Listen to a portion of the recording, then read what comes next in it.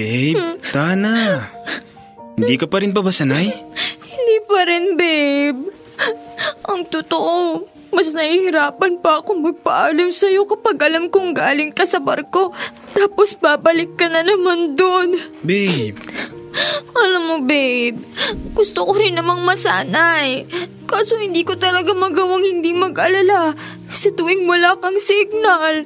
O kaya kapag 3 araw na at wala ka pa rin paramdam. Naiintindihan ko, babe, na mahirap yun para sa'yo. Ako din. Hindi din naman madali para sa akin yung hindi kita makausap madalas. Sobra kitang namimiss. Matatagalan na naman ang susunod nating pagkikita. Babe, mamimiss din kita pero ito ang tandaan mo. May mga advantage din naman na magkalayo tayo, di ba? Parehas na nating tinutupad yung mga pangarap natin na magkasama. Kahit na magkalayo tayo. Mas nakakapag-focus ka sa karir mo. May time ka rin sa sarili mo. Sa pamilya mo. Christina, ito ang tandaan mo. Hindi habang buhay ay magkalayo tayo. Darating din ang mga araw na matutuldo ka ng LDR nating dalawa. Huwag ka nang malungkot, ha? Thank you, babe. Sa pagpapalakas ng loob ko. Kahit na halos 2 taon na tayong magkalayo, hindi pa rin talaga ako nasasanay. Pero sige, mas pagtutuunan ko ng pansin ang mga pangarap ko. Para naman nalilibang ako kapag hindi kita nakakausap. Babe, basta promise mo sa akin, ha? Lagi kang mag-iingat. Aalagaan mo ang sarili mo. Huwag na huwag mong hayaan na magkasakit ka. Oo naman. Huwag ka na masyado mag-alala. Babe, may 3 araw pa tayo para mag-date. Papasyalan natin ang lahat ng mga gusto mong lugar na mapasyalan natin. Okay ba yon? Yes. Susulitin ko lahat ng mga oras na kasama kita, babe. I love you. I love you too.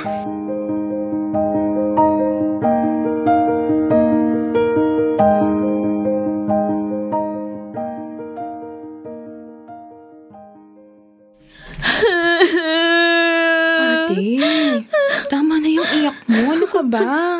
Kakatapos nilang magtawagan ni Kuya Dave. Tapos ganito ka. Okay na siya dun sa barko. Nakakapag-update na sa'yo. Ano pang iniiyak-iyak mo?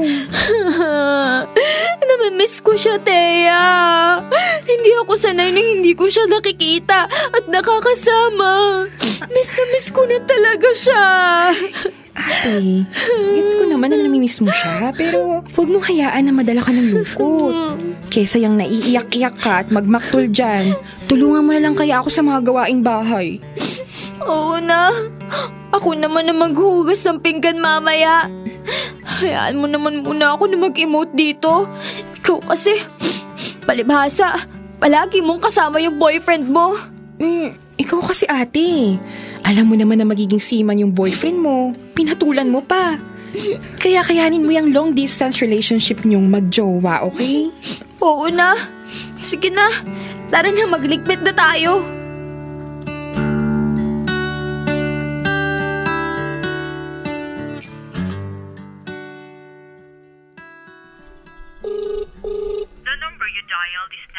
Ano ba tong si Dave? 2 araw nang hindi nagpaparamdam. Kanina pa ako tawag ng tawag, ayaw man lang sumagot. Dave! Sumagot ka na, please! Ay, matawagan na si Adan.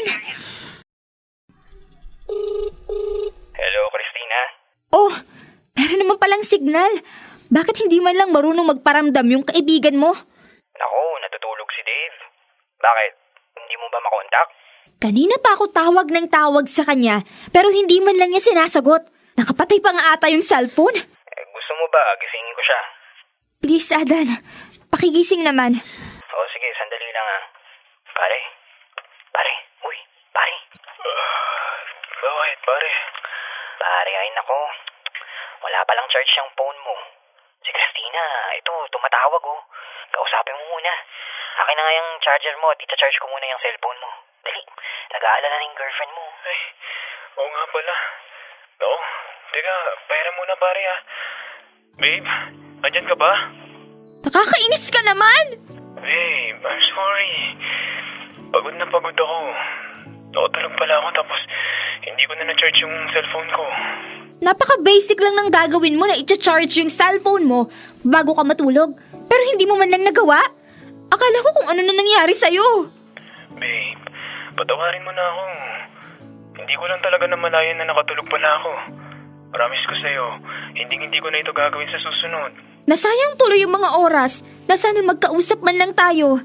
Paano na yan? Papasok na ako sa trabaho ngayon. Kailan na naman kita makakausap? Hindi ko na naman alam kung kailan ka magiging free. Tapos kung kailan ka magkakaroon ng signal. Babe, konting pasensya naman sana. Nakakaubos din naman ng pasensya, Dave. Palagi na lang ba ako maghihintay sa'yo? Araw-araw na lang ba ako mag-aalala? Babe, patawarin mo na ako. Hindi ko din naman gusto na magkalayo tayo. Pero itong trabaho na ito lang ang tanging nakatulong sa amin nila nanay at tatay. Saka, dahil din dito, naipapasyal kita sa mga lugar na gusto mo, di ba? At naibibili kita ng mga bagay na nakakapagpasaya sa'yo. Sa tingin mo, yun lang ang gusto ko? Dave, mas magiging masaya ako kapag kasama kita palagi. Kapag nakakausap kita. Dahil kapag hindi ko alam kung ano nangyayari sa'yo, para akong nababaliw. Hindi ko na lang basta-basta namamalayan na ilang oras na pala akong nakatulala sa pag-aalala. Babe, ilang beses pa ba natin pag-aawayan to? Mahal na mahal kita, Christina. Pero hindi ko pwedeng isuko ang trabaho ko dahil lang sa namimiss mo ako. Hindi madali ang buhay. May mga bagay tayong dapat na isakripisyo tulad ito. Para may taguhid ko sina mama at papa, kailangan ko magpakalayo-layo. Sana naman maintindihan mo ako. Ikaw din naman ang may kasalanan kung bakit ako nag-aalala ng husto, Dave. Kung marunong ka sanang mag-update... Christina, hindi sa lahat ng oras okay ako. Kagabi lang ako nagkaroon ng maayos na pahinga. Pasensya ka na kung inuna ko ang sarili ko. At hindi man lang agad kita naisip o naalala. Kasi sobrang antok na antok at pagod na pagod ako. Please, huwag na tayo magtalo. Ginising mo na nga ako, di ba? Papasok na ako sa trabaho. Huwag mo nang uulitin to, Dave. Hinding-hindi na talaga kita kakausapin sa susunod. Babe naman. Sige na, bye na. Napaka-insensitive mo talaga. Nanggigigil ako.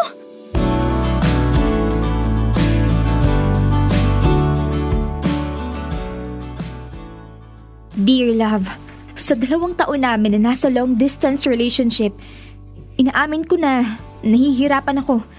Hindi ko maiwasan na mag-alala. Ang daming sumasagi sa isipan ko kahit wala naman dapat. Mahal na mahal ko si Dave, pero parang napapansin kong hindi healthy sa akin na magkaroon ng ganitong klaseng relasyon na parati na lamang akong nag-aalala. Laging nakakaramdam ng pangungulila.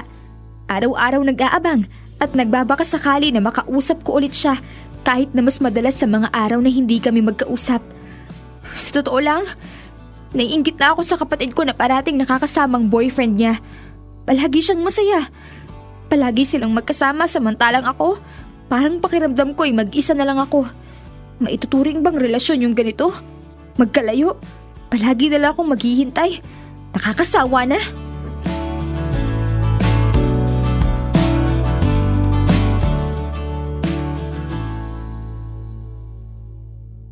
Overthinker ka na naman. Hindi ka na naman nagkakakain, ate. Kaya nagagalit sa'yo si na mama eh.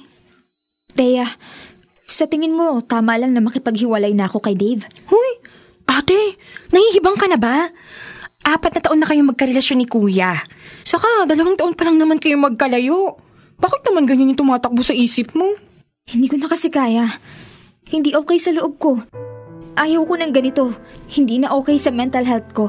Alam mo ate, ang totoong pag-ibig ay puno ng pag-asa. Dapat palagi kang nagtitiwala sa Diyos na iingatan niya si kuya. Alam natin hindi madali ang trabaho niya. At so kung tutuusin nga, mas nakakatakot at nakakalungkot ang sitwasyon niya pero minsan naman hindi ka niya binitawan, di ba? Alam mo ate, ang selfish mo sa part na yon. Selfish ba talaga? O mas tama lang na isipin ko naman yung kapakanan ng mental health ko? Paano naman si kuya? Paano yung kapakanan niya ate? Sa tingin mo ba kapag nakipag-break ka sa kanya, magiging okay lang siya? Ang layo-layo niya sa pamilya niya tapos bigla ka na lang makikipag-break? Ikaw lang naman yung may problema. Alam mo naman umpisa pa lang na plano ni Kuya Dave na maging seaman. So dapat aware ka na magkakalayo kayo pero ipinagpatuloy mo pa din na makipagrelasyon sa kanya. Ganun ka ba kaduwag, ate? Na kapag hindi okay at pumabor ang sitwasyon sa'yo, aalis ka na lang bigla. Oh, kapag nag-break kayo ni Kuya Dave, anong gagawin mo? Maghahanap ka ng tao na mas malapit. Kahit kailan ay hindi magiging problema ang distansya sa dalawang taong nagmamahalan. Lagi mo nga alalahanin ang mga panahon at pagkakataon na ipiniramdam sa'yo ni Kuya Dave kung gaano kanya kamahal. Thank you, Teya, sa pakikinig at sa pagbigay sa akin ng mga payo, ha? Siguro kailangan ko mag-isip-isip at huwag munang maging pabigla-bigla sa mga desisyon ko.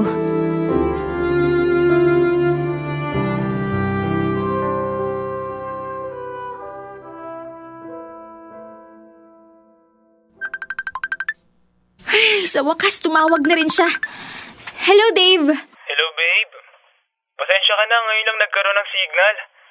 Ano, kamusta ka na? Heto, okay lang. Kakauwi ko lang din galing sa trabaho.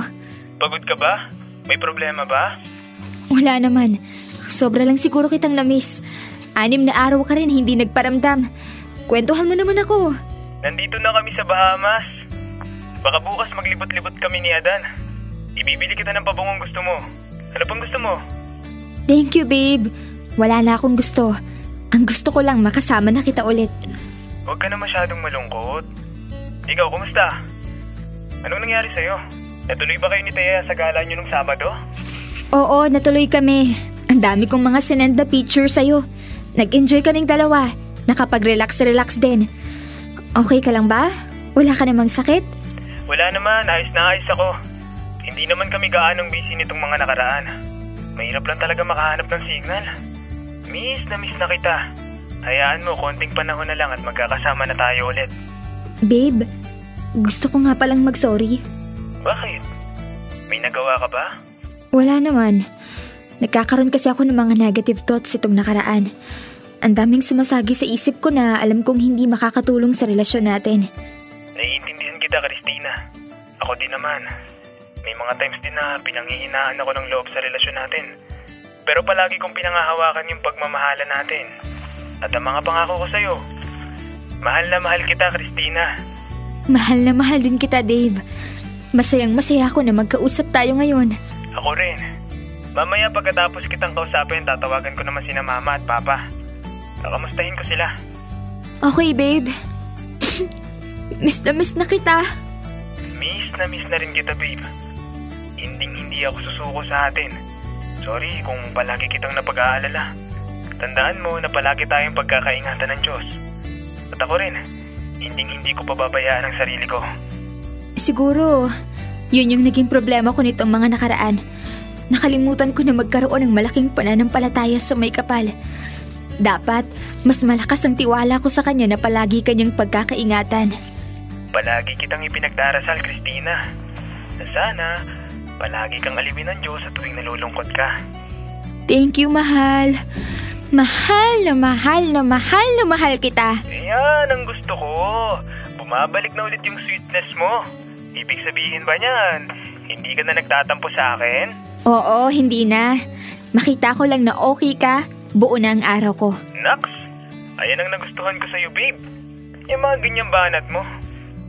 Tandaan mo, kapag dumating sa point na wala ulit akong signal, kapag namimiss mo ako at hindi mo ako makausap, mag-chat ka lang sa akin.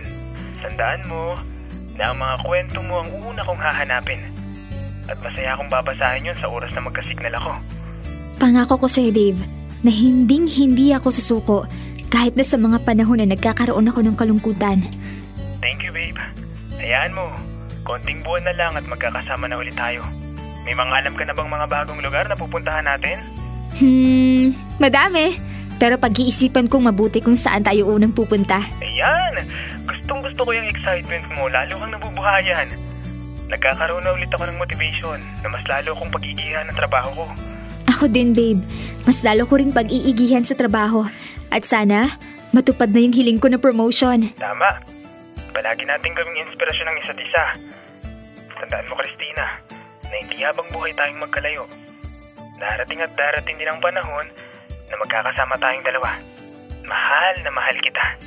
Mahal na mahal din kita.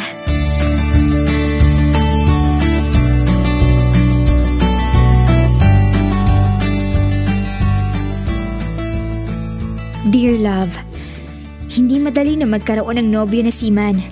Minsan makakausap mo, madalas walang paramdam. Pero kahit ganoon pa man, ay mas pinipili ko ng magkaroon ng tiwala.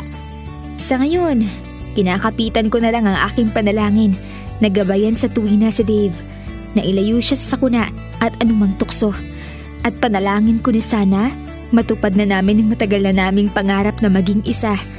Sa mga nasa LDR ngayon, share nyo din paano nyo kinakaya para naman hindi panghinaan ng loob ang tulad ko na baguhan pa lang sa ganitong relasyon.